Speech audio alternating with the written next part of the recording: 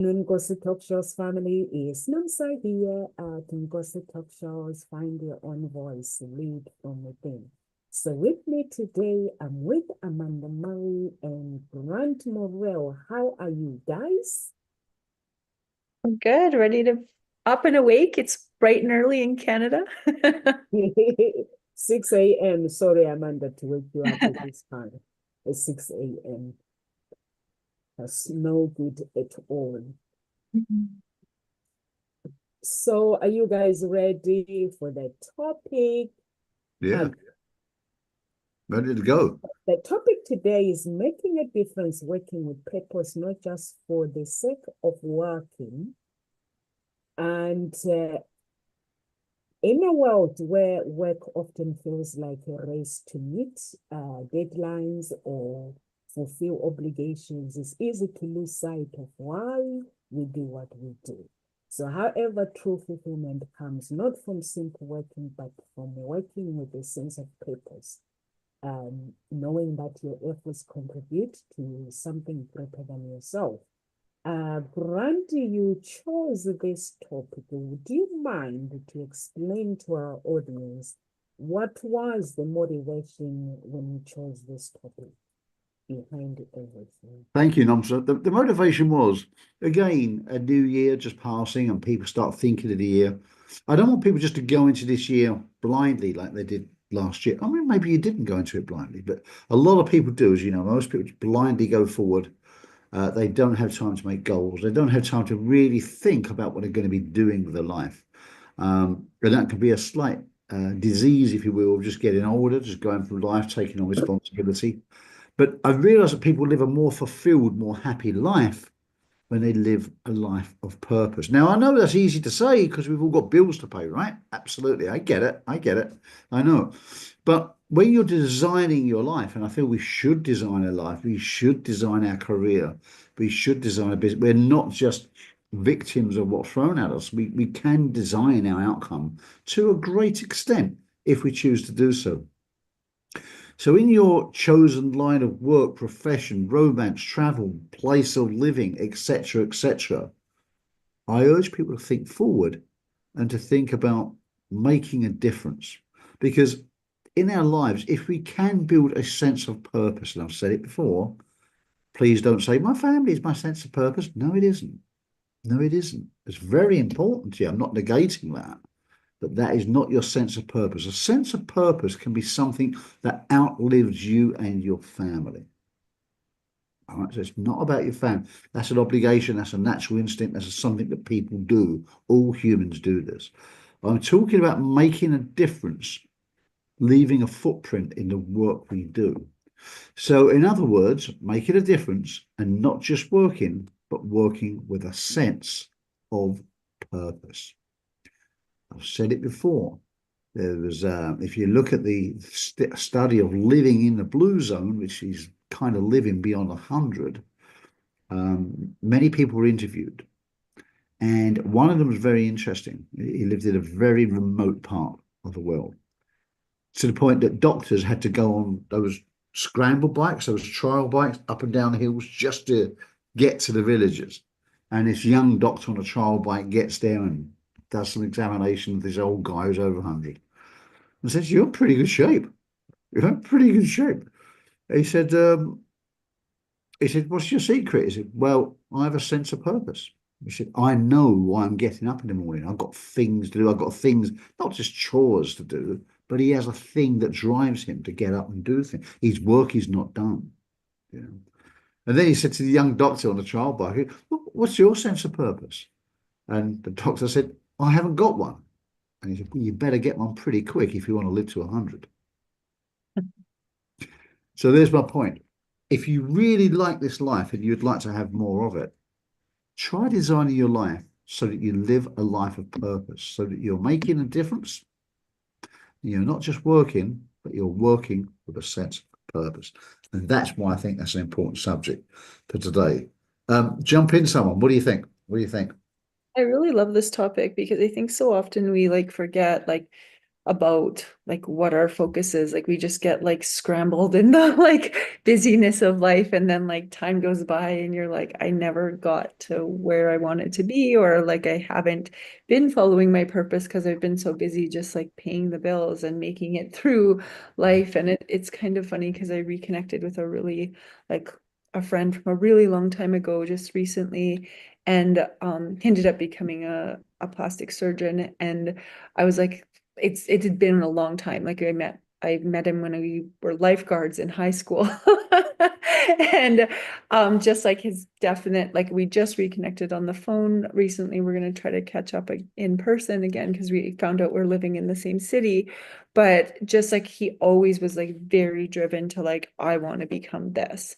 And he actually did. Like I wasn't actually even sure if he did end up becoming a plastic surgeon or not, but it's like that was his purpose. Like he knew from the beginning that's what he wanted to do. And I knew that I wanted to be a teacher too. And I know that like so many teachers, there's like stats on how many teachers like die within the first couple of years of retiring because like it's like their purpose is gone, right? And they like look so forward to retirement. And then as soon as they retire, it's like they just go downhill really quickly because that purpose is gone, right? And so when I look at things like people are like, well, will you ever retire? And I'm like, no, I won't retire. I have no intention of retiring ever. And I might not teach in the classroom per se, but I definitely am going to do something in education always. We'll always be teaching, whether it's I go back and I take like a yoga instructor certificate, or I teach kids art, or I do something. Like I'll always be teaching, whether it's I teach English as like tutoring or something, because you need to have that purpose. Otherwise, there's no point in getting up. And I remember when I just finished university and I moved to another city with my boyfriend at the time because he was going to law school, and I didn't have anything to do, and I was like trying to work, and I was sort of subbing a couple days a week, and I was sort of tutoring, and my mental health crashed like really, really terribly, like to the point where I was like, I cannot function here. And I had been offered a full-time job back in the city that I'm in now. And so I ended up leaving and coming back to work because I couldn't sit there and like half work. It was like driving me bonkers because I was like, I just finished my degrees. Like I just finished 2 degrees so that I could be a teacher. And now I'm sitting here not like fulfilling my purpose. Like I need to go back and I need to do this for myself.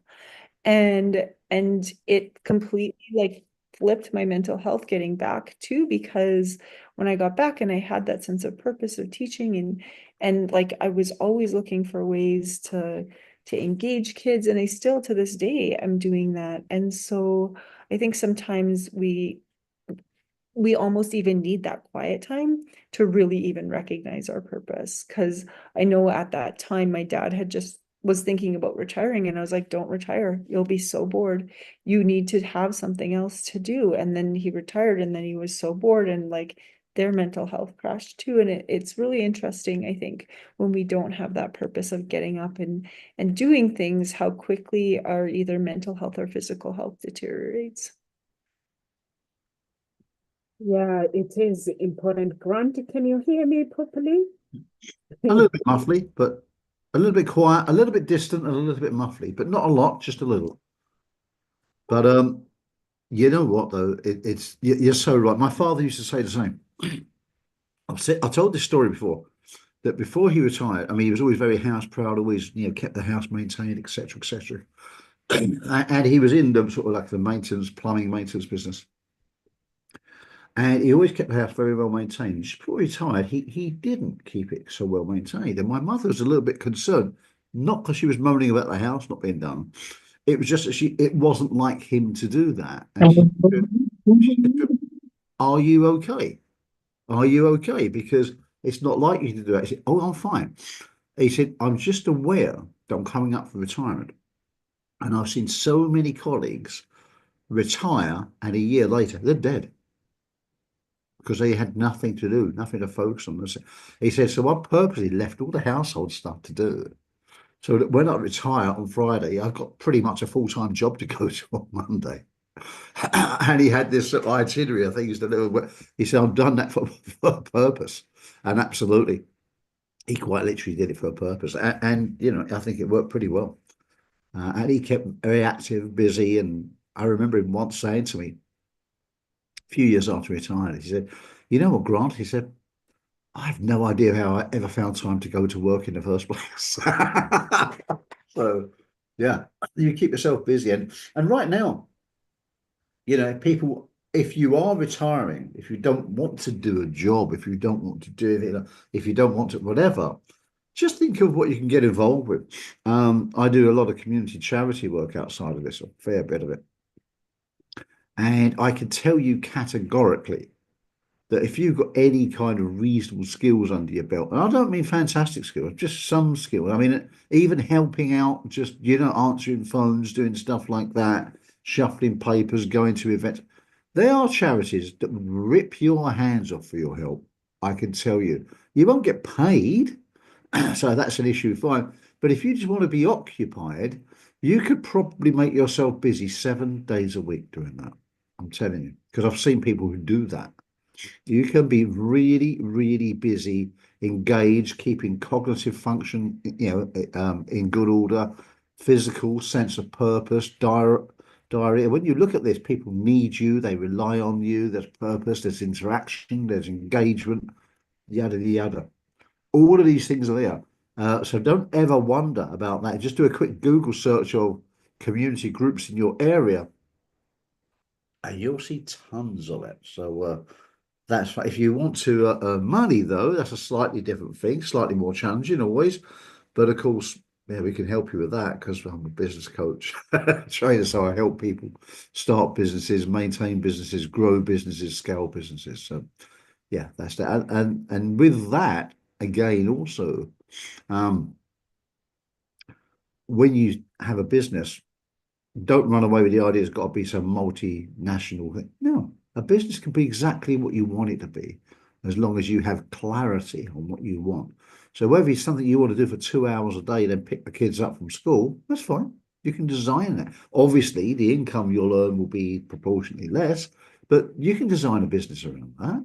You can do it 3 days a week. You can just do it of an evening. You could do it for 2 weeks solid, then 2 weeks. Think of it if you're like that typical firefighter, where they do shifts of 4 on and a few off. They invariably have got a second job or something, you know, where they're doing something, whether that be window cleaning, web design work, bit of building work, buying and selling. There's always something people could do.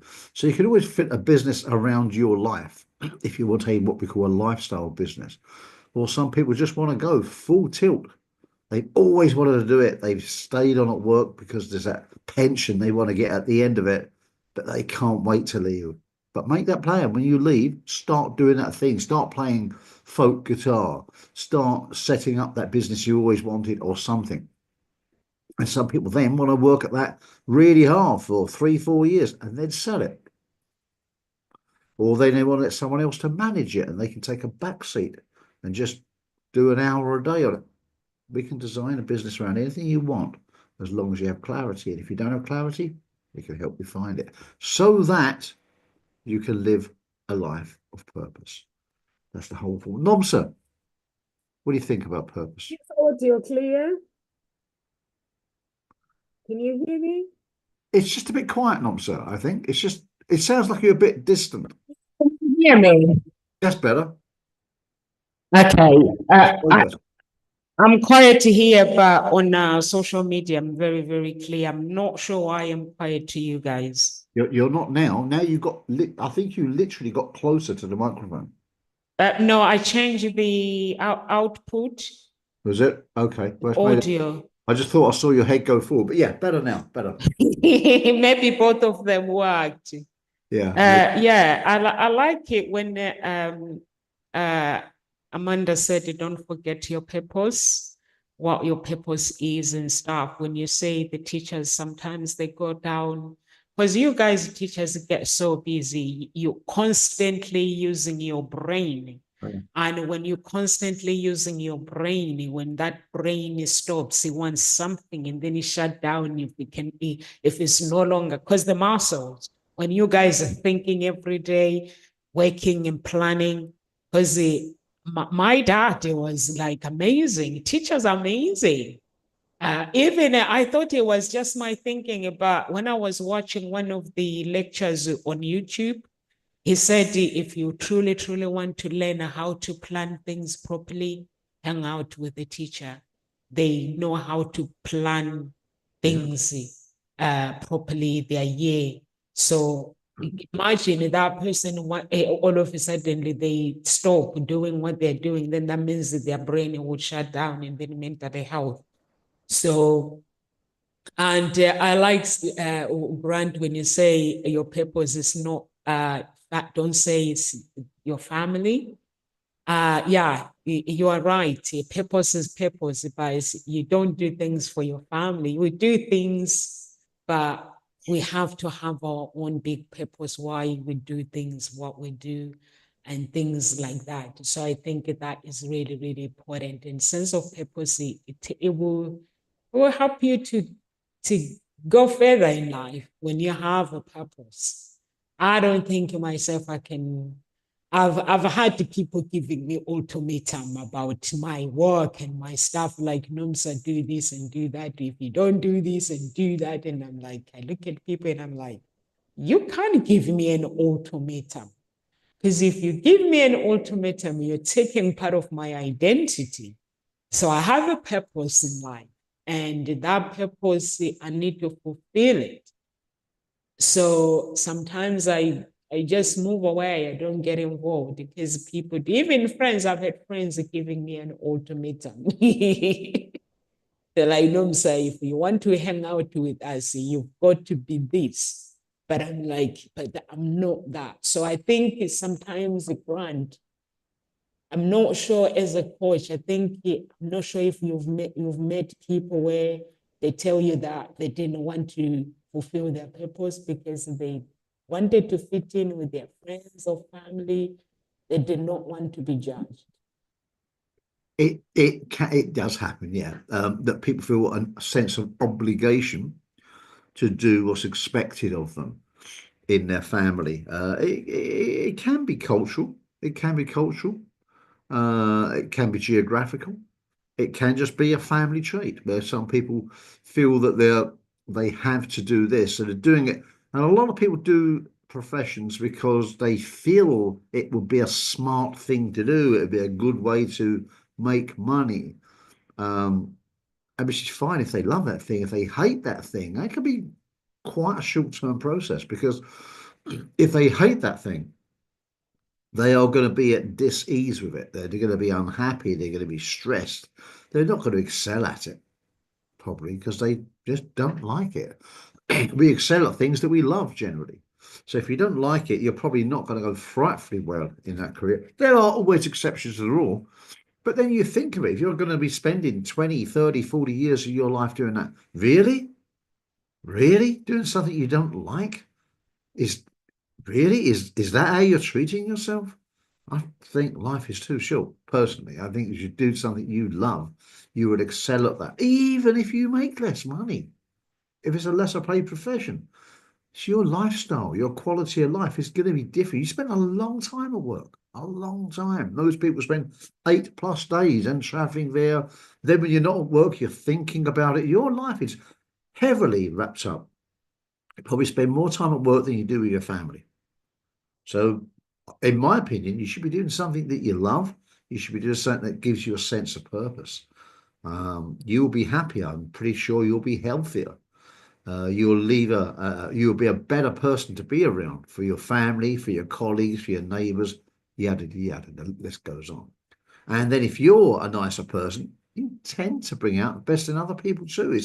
It's a good infectious cycle. It makes everybody better around you. So I'm a great advocate for doing what you like. I mean, in my work, in my profession, sure, there's challenges. There's challenges in everything, but they're a lot more palatable because I essentially love what I do. I have had jobs where I don't like them in the past, and you've still got the same hassles, but somehow they seem so much bigger when you don't like it. I wouldn't swap it for the world now. I really wouldn't. That's just me, but that's what I'd advise other people to do. Get a sense of purpose. Now, if you're stuck in something now, How can you find a sense of purpose within that existing profession? Or perhaps you're in a profession you like, but a job that you don't like, but you like the profession. How can you pivot? How can you change? How can you move around and maybe get a sideward step in that company? Perhaps change company, perhaps change the location. What could you do to basically keep what you're doing, but just refine it? And there's a lot of options around that once you get creative. So that's the key word here. So I'm thinking, Nomsa, if anybody is listening online, anybody's on any of our social media channels, I want you to think about this. If you've got any challenges around it, if you've been thinking about this, you'd like to do it and don't know how, reach out, put a message in the chat, and Nomsa will take a look at the social media channels and see what we got. And any questions, we'll bring them up now or perhaps later, because we'd love to help you with that. Amanda, I'm wondering, as a school teacher, where do you notice this? Or how do you approach this with kids? You know, their sense of purpose. What do you want to do when you get older? Why is that important to you? All this kind of stuff. Where does that come in the curriculum of teaching? Well, I think sometimes that it really like comes naturally when we find things that like certain kids really, really love. Like I have a kid who can barely write a sentence that made the most amazing coding project that I've like seen in the longest time on Scratch. And I was like, this is a kid who can like hardly write at all. And he just went like above and beyond in coding. And so I'm like, this is something that like you need to do more of. Like he even so much as went home and threw a snowball at a wall and recorded it so that he could then put it into his Scratch programming so that it could be part of like the scene from his book. It was amazing. It was Oh, wow. absolutely amazing. And so I always try to find different like avenues all the time. And then there was kids who excel in all other areas of school, but like really bombed on the coding project that I made. Right. And so it's like giving like all of these different avenues so that kids can find something that they really like. Because when they really like it, they'll go home and do it, and you don't even have to assign it as homework. Because even just this week, another kid not super engaged in school at all. I made this project where they have to design a new hole for a golf course that's in the community that our school's in. And then we're going to program the Spiros, which are these like little robots, to go from the tee box to the hole. And Oh, then they have to measure how far their Sphero is supposed to go and like the angles that it needs to turn. And then they're also going to measure the perimeter and area of the tee boxes and the water like traps. I don't know much about golf. I'm just amazed that this is what kids are doing at school now. I mean, God. Yeah, well, in my class, that's what they're doing. And then I had this kid go, can I go home and like and then we talked about like make a theme for your hole. Like maybe golf courses need theme nights or something, or like maybe it's a mini golf course. So like make a theme for your hole and like design it around that. And so I've got kids like making like a Fortnite hole. I've got kids making a Candyland hole. I've got kids making let's like grandma's household. And this like one kid went home over the weekend, sent her dad to the dollar store to buy her a glue gun, and like came back with this giant cardboard house that has a light that turns on inside of it.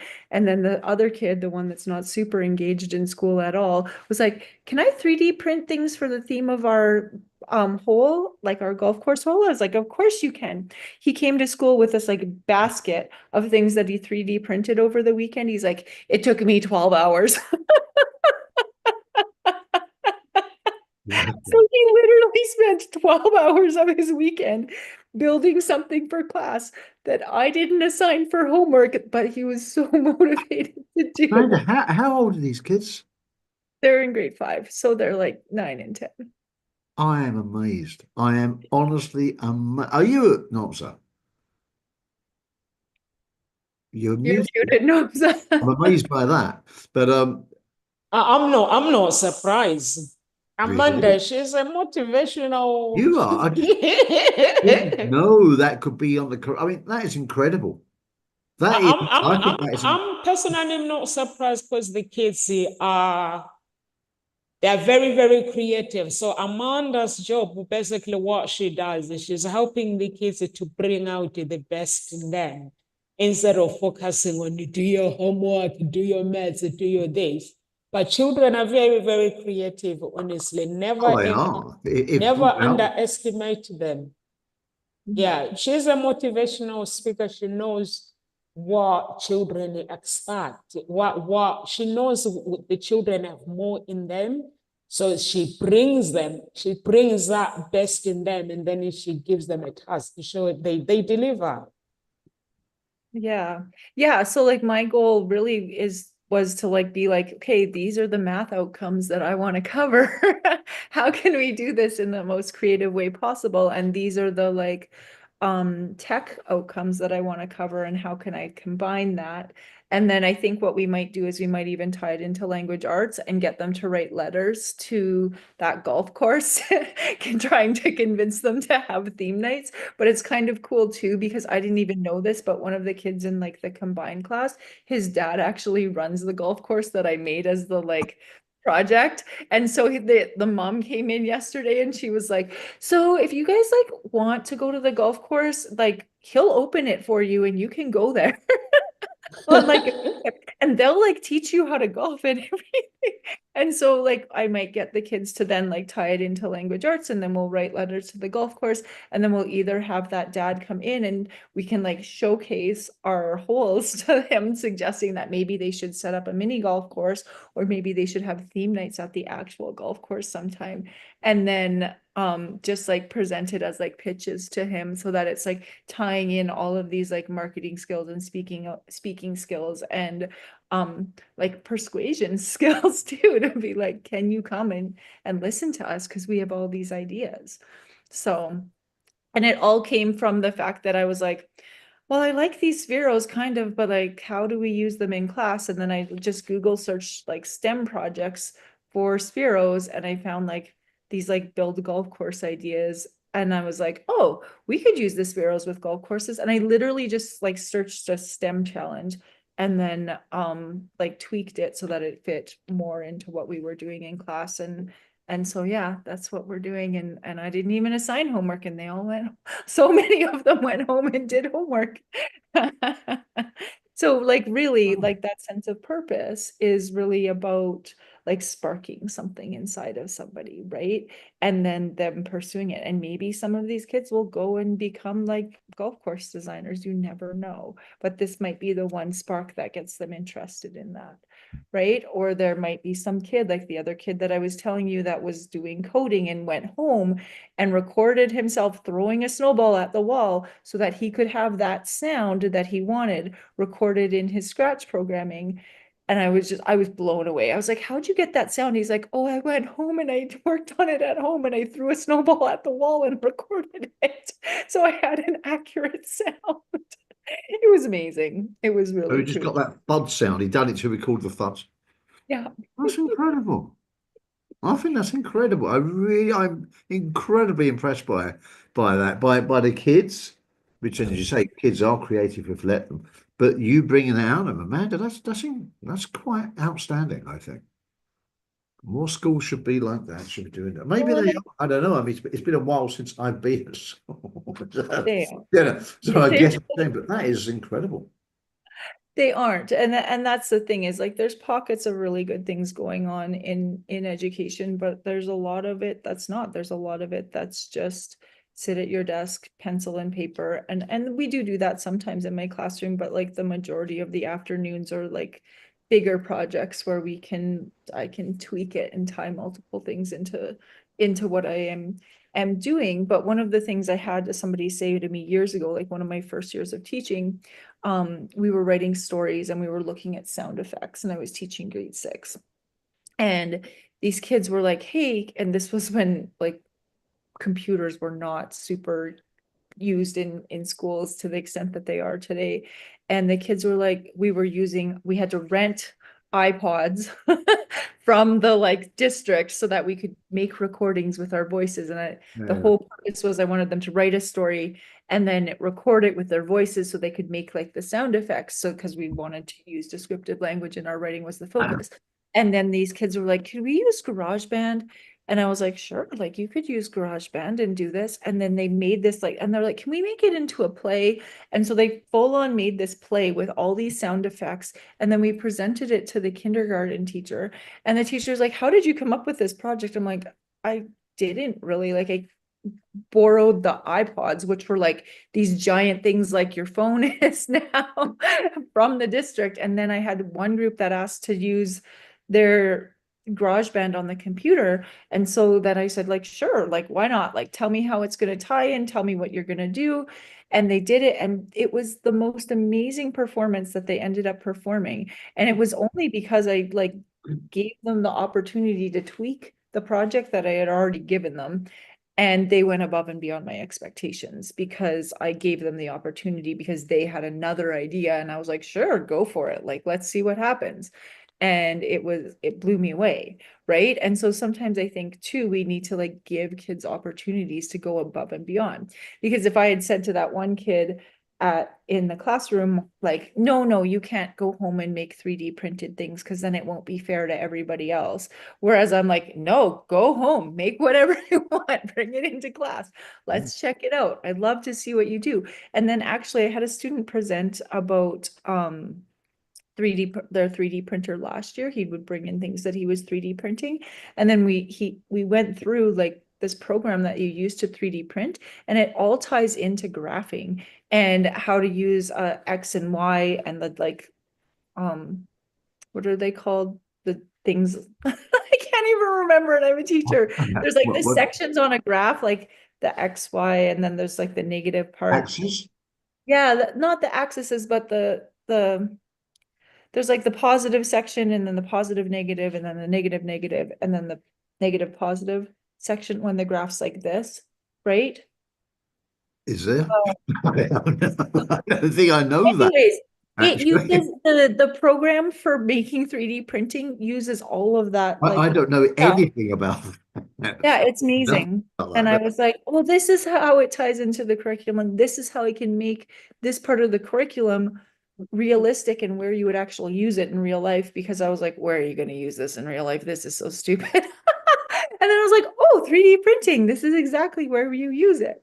And so, yeah, that's how I then tie it in. And I will tie it in for a long time, is when we know how to use these data points on a grid, then we can actually use that for 3D printing, and you can design your own if you got good enough at it. Yeah. Wow. Wow. School must have been fun, must be fun where you are. What a Well, you can make it fun, or you could make it really boring. Yeah. Depending on what it is that you're doing, right? Yeah, you can make it fun. Children are very smart anyway. I meet parents all the time and they're like, my children can't do this, my children can't do this. And I'm like, how do you know? Because children can. My children, I don't ask no questions. I give them a task. And they're like, how am I gonna do this? I'm like, you figure it out. And they get on with it. So that's making it different. That's it. Questions. I don't know how to say this name. MD, I'm just gonna call him MD. He just says interesting life. No one has put questions, Grant. No questions. Okay. No Maybe questions. you're thinking. So maybe you want to think about it. Having listened to what you've heard today, what do you think you can tweak in your life? Do you not want to tweak it? Are you happy as you are? Fantastic if you are. Oh no, I think we need more improvement, Grant. Don't tell this audience that it's okay. Well, I mean, it's not for me to tell you your life is wrong. I mean, if you're happy as you are, fantastic. But I mean, if you want to change something, what could you change? Think about what you've heard about today. What could you change? What could you implement? What could you introduce to do something differently? What could you do to shake it up and just put a new angle on what you're doing? And if not that, change it altogether. What do you need? What's the gap analysis, we may call it? If you're here and you want to be there, but I need to learn that in order to do it, to make that leap. Okay, so what is that gap? Get clear on that. Where could you learn that? In what time scale could you learn that? And how could you do that while not killing yourself in the process? How could you learn that and then make that smooth transition into living a life of purpose? It's all doable if you choose to make a plan. So that's my point. And Amanda, just back to what you're saying there with these kids. So it sounds to me, I mean, they're not maybe a sense of purpose, but they're getting ideas pretty quickly what they like doing, what they don't like doing, what they and how do you transit, or when do you transit that question, like what do you want to do when you're older? When they start designing their education around their interests. 'Cause I know some schools do that. I've got a friend in Bali. He puts his kids to Green School. It's quite expensive school, I think, but where they focus predominantly on the kids' interests. I mean, yes, there's certain subjects they obviously have to cover, even if the kid doesn't like it. But as much as possible, try to steer the education around the kids' interests so that they can excel at it. And that's a great way, I think, of finding out their interests, at least at that stage.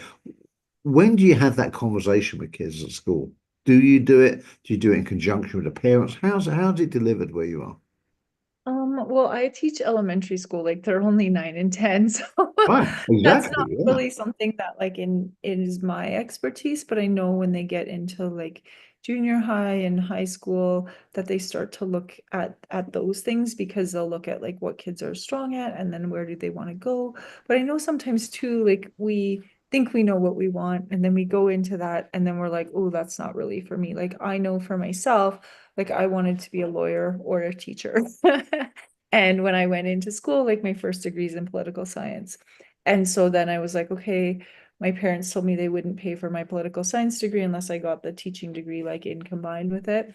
So I did my teaching degree like right after that. And then I at the time watched my boyfriend go through law school and I was like, I do not want to go to school after that. I was like, this is not like these papers are so boring to me. I don't think that I want to do this anymore. So I didn't end up going to law school. I ended up doing my master's in education technology. And so then like sometimes our purpose, like it sways, right? We're like, oh, and then like during the pandemic, I was kind of like, oh, I wish I would have gone to law school because I feel like so many laws are being violated in the country that I live in.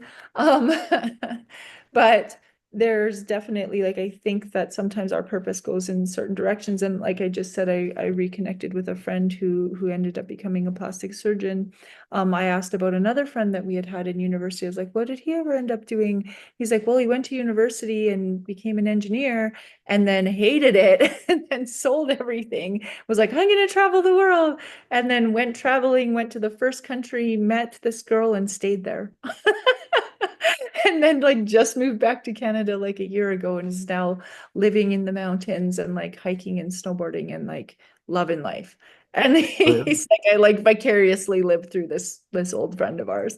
And I was like, that's amazing. Like sometimes you think like this is going to be my purpose. And then you're like, Right. no, this isn't. And life just takes you in a completely different direction You've than got you. to try things because you just don't know standing from the sidelines if it's going to be for you or not. You don't know. Things can look glossy and wonderful from the outside, but when you're inside, yeah, maybe not. Or maybe yeah, maybe they are great. You've got to try it. You've got to get out there and don't be afraid to try things, I think, and take a Well, look and no, Grant, even for you, like you've had a couple different careers, right? And I know for myself, like I've always been in teaching in some capacity. Like I was a lifeguard and then I like worked at summer camps and then right? And so everything, like everything I've ever done basically has been teaching in some capacity, right? And so Grant, like you've had different careers too, and what like led you to like follow your path where like now you're really following your passion and your purpose. Yeah, everything I've done has always involved people. Maybe in abstract ways, but I mean, obviously, it involves everything involves people. But definitely, I always took an interest in people, the communication element of it, the conversational element, because I mean, let's look at my career in very brief. Rock musician. I was in a rock band, right?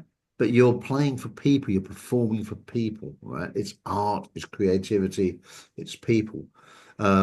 Then came out of that and got into like private investigations. Well, overdose on understanding people, an absolute because you're trying to interpret someone's next move. It's like a game of chess. So you have to understand people. And I learned a lot very quickly. relatively young age.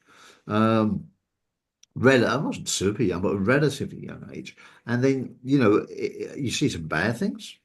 You certainly, and you see some really good things too, and some unusual things. People can be very surprising. They're not always what they appear to be on the surface, and there's reasons behind why they're like that. So life is complex, and you learn that. Then I got into the management side. I got into the security industry in a recession. I'll do that for a little while. Saw a career path, started managing teams, got interested in security. With that, you have to debate with people about things and, talk people down, de-escalate people and stuff like that. So that's negotiation skills. Apart from security, which I really like, that was that mapping it out, management, teams, larger scale projects, all that kind of thing, dealing with emergencies, resource management. And that was tough. That was a real people business, and it really was not under the easiest of circumstances.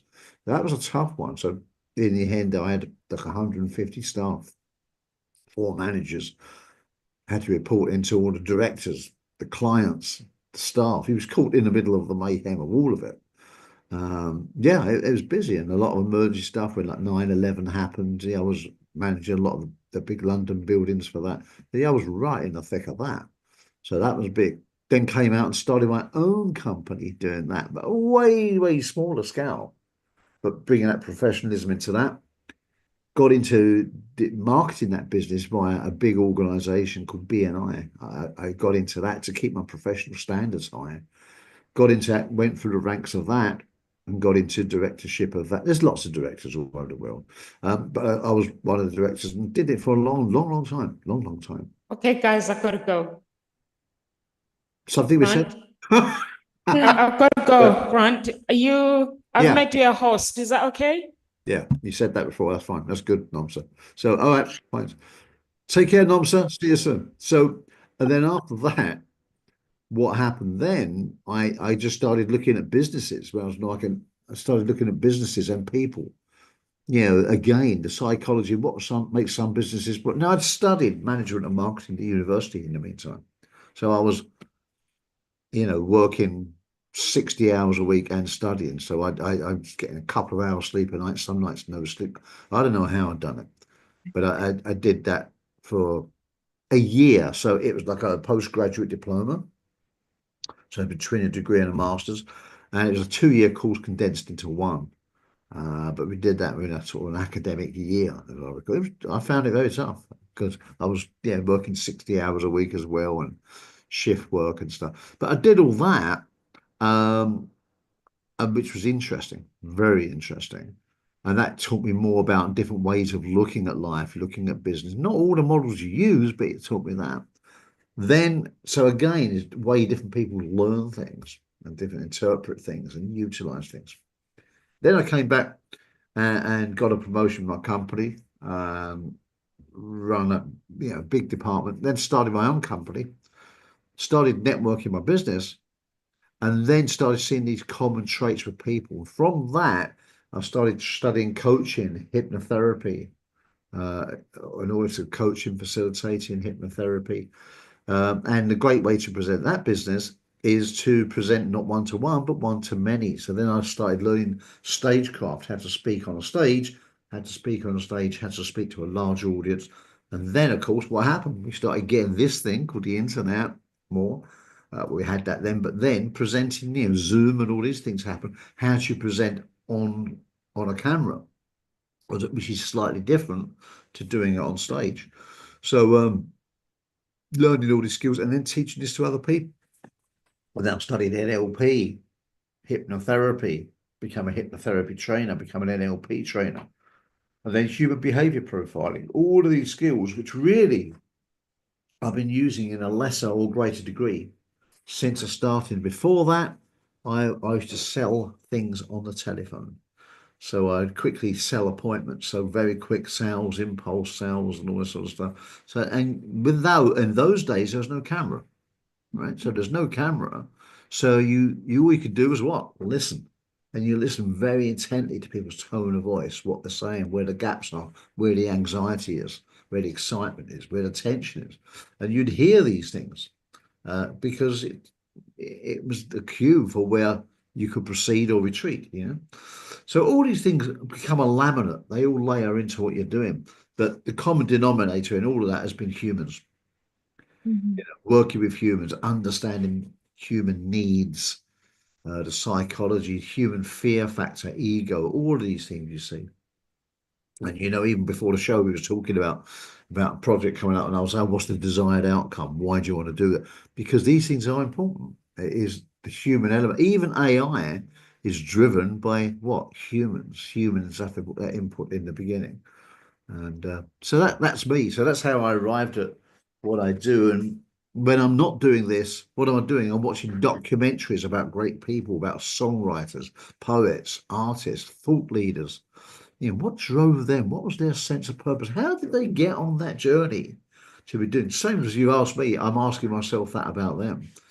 And that's what I look at, these great people. As I interview people who make a difference in the world. And I like to try and distill that and share it back.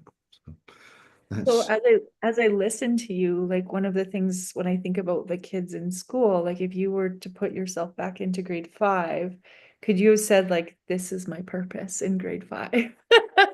how old will I be at grade 5? How old is that? Like 10. I Because no, I don't think I would have known. yeah, But I think if an adult was smarter, they could have looked at me and realized a kind of predictable path. My father said when I went to work with him, he was like a tradesperson and he fantastic at it. And it quite clear that wasn't really my forte. Mhm. And he said to me, he said, "You're clever." He said, with your words. He said, "You're Mhm. like your mother." He said, "You'll make your money with your tongue." Mm. He said, and I was 9 when he said that. Yeah. I remember that. I, Yeah. t- I told one parent one time because her son wasn't very good at like the academics of school, but he had the gift of the gab. And I was like, your kid will be in sales. Don't worry about him. He'll be Yeah. fine. He can talk to anybody. He talks to everybody. Yeah. And I was like, what does your husband do? And then she's like, he's in sales. And she goes, and I said, I bet you your husband makes way more money than you, doesn't he? And she was like, yeah. I said, don't worry about him. He'll be fine. Your son. He will be in sales in some capacity and he will do just fine. He can talk to everyone. And then she like just like relaxed, right? And that kid was It'll in be grade. okay. Yeah, it'll be So okay. they were like, he was like 6 or 7, right? And so sometimes I think, yeah, we can see our purpose really, really early, and yours is like communicative, right? And then, but some can't. But when I listen to you talk about your journey to get to where you are, like you always had a sense of purpose, but weren't afraid to take the next step. Or weren't afraid to like take a chance when you're like, okay, my life's going in this direction. I'm going to try something new. Now it's going in this direction. Okay, I'm going to try something new. And then you just like kept going and kept like trusting yourself along the way to get to the point that you're at, right? Because you didn't stay in a rock band. Yeah, I mean, and that, Right. that that was a pivot. I mean, that was because the rock band changed purely because we had a big accident and got Yeah. smashed up, and like one of the guys who's still my very best friend, really, he nearly died. I mean, I got busted up in the accident, and he nearly died. It was our fault, but we were passengers in the car, and that kind of stopped it. We could have gone and got other people, we just didn't feel right, Yeah. that was a tough time, pivoting and changing. We went for some tough times adapting to normal jobs. And clearly, I got the most unnormal job possible after doing various bits and various sales jobs again, which I could always slide into, than private investigator because I'm nuts about aviation and wanted to become a military pilot. Went to the military. I was technically just too old at that point, just getting to at this point too old. So then I thought the next best thing I could do would be a private investigator, because I think I was trying to fulfill the gap of excitement that I felt from being in a band, and I'd done that, and it was sometimes very, very boring, that job, and sometimes incredibly exciting. It was Mhm. a combination of all of that, and gritty and fun and uplifting and everything. Uh, but a real deep, quick education in humans. Yeah, that's what I remember most from it. But yeah, it's always involved people, and I've always liked it. And I'm not sure if I trusted myself or didn't. I just did it because I wanted to do it. I was driven by what I wanted to do, rather than necessarily I trusted myself. So I don't think it crossed my mind that I couldn't do it. And I think that's true. I don't think I gave it some deep analysis. It didn't cross my mind I couldn't do it. I just wanted to do it and did it. Found a way to do it. And that's quite simply. And I urge people, if you can, I know we've got responsibilities, and there's been some sleepless nights along the way. Don't get me wrong. It's not all been plain sailing, but I was driven by what I wanted to do because I wanted to enjoy it. And I've always, yeah, I've kind of enjoyed the things I've done. And it's made a rich tapestry, and it's made me the person I am today. And I think if I help other people, it's because of that. It's because of that diversity. Diversity, yet there's common threads in all of it, I think. I guess Yeah. a careers person could look at it and say, well, if you like that, you could go into this. There's that kind of, mind map of where it could go. And I probably ticked a few of those off. Yeah, that's me. That's me in short. Yeah, it's amazing how your purpose just kind of drove you to all these different types of careers. Like if someone was to look at that and you're like, they wouldn't necessarily see the common thread as obviously as you can looking in hindsight, right? And I Yeah. think that's pretty amazing. And then when we look at sense of purpose for like kids or for somebody who's like feeling completely stuck, like Grant said, like, I want to do this. So what is it that you want to do? We'll do more of that. Even if you still have a job that's going to pay your bills, that you need to pay your bills, then outside of your job, do something that it is that you love because you want to do it. And that's why I write, right? Because I want to. I like writing. I like creating.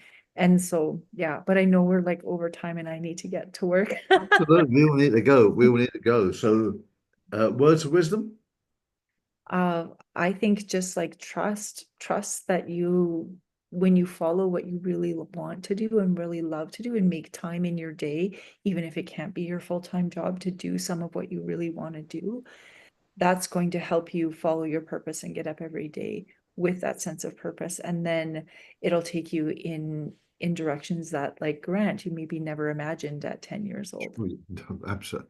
Honestly, I didn't. I spoke to my old school friend. Yeah, it was my birthday the other day. So my old school friend phoned me, and we spoke. We known each other since we were 11, and we was like amazing. I said, life didn't turn out how I thought it was going to be. It's actually come out a lot more fun, really, than I thought it was going to be. I didn't think I was that much of a different kind of person to do these things in a way. In ways, yes, and in ways, no. But yeah, it's turned out pretty interesting so far. It's been an interesting journey, and I want lots more of it. So I think my words of wisdom to anyone would be: just think about it. Just take a little bit of time out to think. It's your life. You own it. Where do you want to go? Even if you're older, it's not too late. It's not too late at all. Do what you want. What can you? Quite often, things you can do when you're older that you couldn't really do when you was younger. Sometimes being older is the best opportunity ever. And sometimes when you're younger, you can take more of a chance because if it goes wrong, you've got time. Don't worry too much. Be a bit sensible. Do a check, but don't worry too much. Just make a plan. How could you do it? How could you maybe do it as a side hustle to see if you like it, as Amanda says first? That's fine. But just ask yourself, if you're happy where you are, great. If you want to change something, make a plan. And if you need help with that, reach out to us because that's what we excel at doing. So thanks, everybody. Brilliant. From Amanda, Aya, and Nomsu's had to go. Take care. Be good. If you've got any comments or questions, pop them on social media and we'll be happy to answer. Take care.